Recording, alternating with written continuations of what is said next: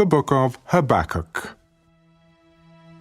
The burden which the prophet Habakkuk saw. O Lord, how long shall I cry, and you will not hear? Even cry out to you violence, and you will not save. Why do you show me iniquity and cause me to see trouble? For plundering and violence are before me. There is strife and contention arises. Therefore the law is powerless, and justice never goes forth. For the wicked surround the righteous, therefore perverse judgment proceeds. Look among the nations and watch. Be utterly astounded, for I will work a work in your days which you would not believe, though it were told you. For indeed I am raising up the Chaldeans, a bitter and hasty nation which marches through the breadth of the earth, to possess dwelling places that are not theirs. They are terrible and dreadful. Their judgment and their dignity proceed from themselves. Their horses also are swifter than leopards and more fierce than evening wolves. Their chargers charge ahead. Their cavalry comes from afar. They fly as the eagle that hastens to eat. They all come for violence. Their faces are set like the east wind. They gather captives like sand. They scoff at kings, and princes are scorned by them. They deride every stronghold, for they heap up earthen mounds and seize it. Then his mind changes, and he transgresses.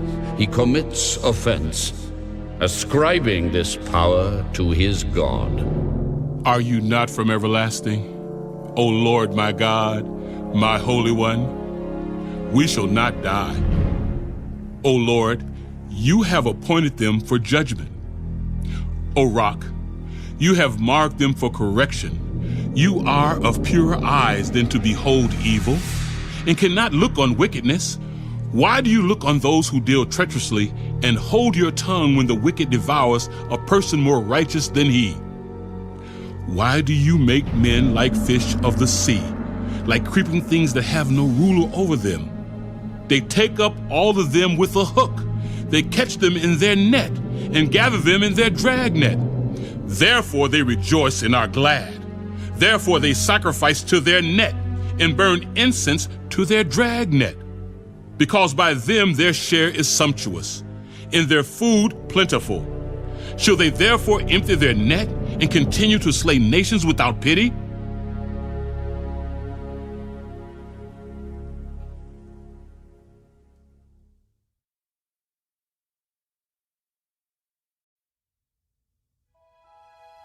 I will stand my watch and set myself on the rampart and watch to see what he will say to me and what I will answer when I am corrected.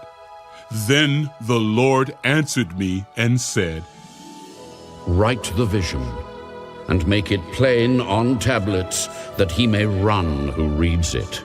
For the vision is yet for an appointed time, but at the end it will speak, and it will not lie. Though it tarries, wait for it, because it will surely come. It will not tarry. Behold the proud, his soul is not upright in him, but the just shall live by his faith. Woe to the wicked indeed, because he transgresses by wine. He is a proud man, and he does not stay at home.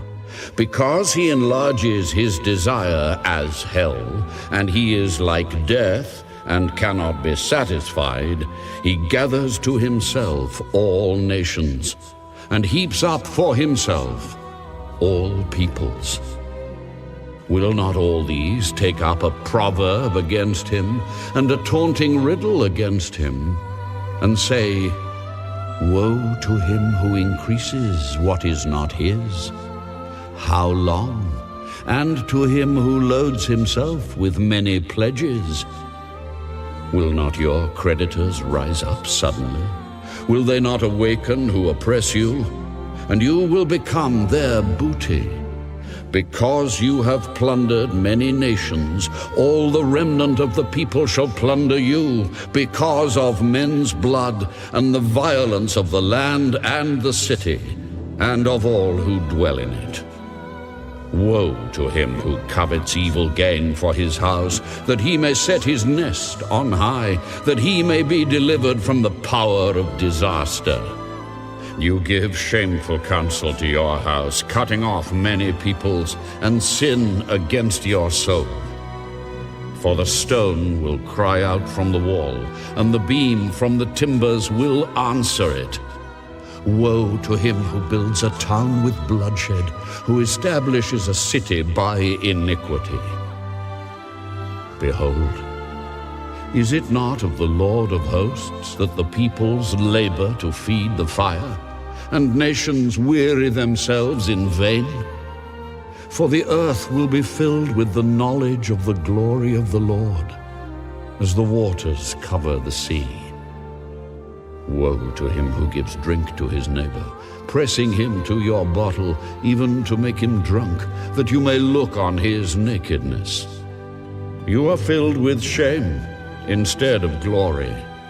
You also drink and be exposed as uncircumcised. The cup of the Lord's right hand will be turned against you, and utter shame will be on your glory. For the violence done to Lebanon will cover you, and the plunder of beasts which made them afraid, because of men's blood and the violence of the land and the city, and of all who dwell in it. What profit is the image that its maker should carve it, the molded image, a teacher of lies, that the maker of its mold should trust in it to make mute idols?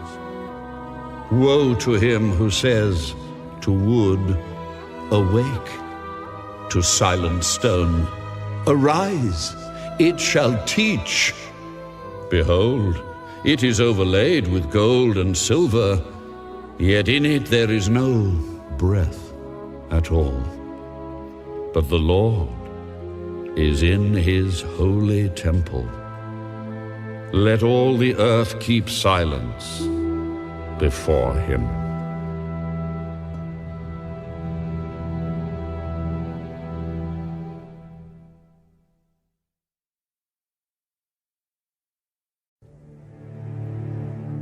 A prayer of Habakkuk the prophet on Shigionoth. O Lord, I have heard your speech and was afraid. O Lord, revive your work in the midst of the years. In the midst of the years, make it known. In wrath, remember mercy. God came from Teman, the Holy One from Mount Paran. His glory covered the heavens, and the earth was full of his praise. His brightness was like the light.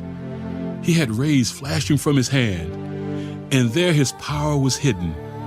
Before him went pestilence, and fever followed at his feet. He stood and measured the earth. He looked and startled the nations, and the everlasting mountains were scattered. The perpetual hills bowed.